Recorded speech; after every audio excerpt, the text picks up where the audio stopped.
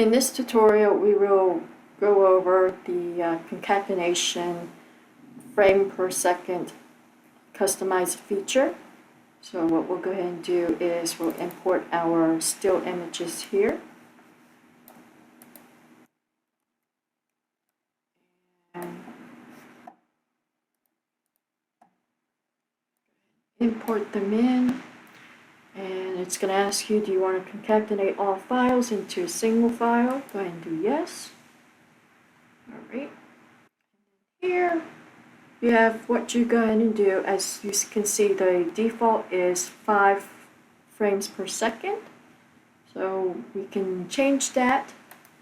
Do a right click in the window player area. Come to FPS. So the auto is, as mentioned, 5 frames per second.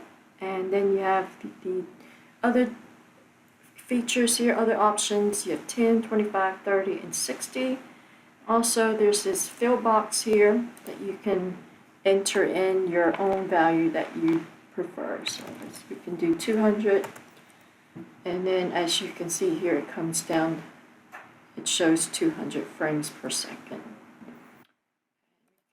Play it, and that's how fast it goes. If you want to revert back to the default, go ahead and select auto, and then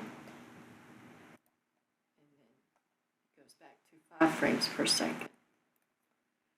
And you can randomly enter in more values. It's gonna build up this list. Once you close out the application, it's gonna revert back to these first few options here. So you have the auto 10, 25, 30, and 60 will be your default once you reopen your application.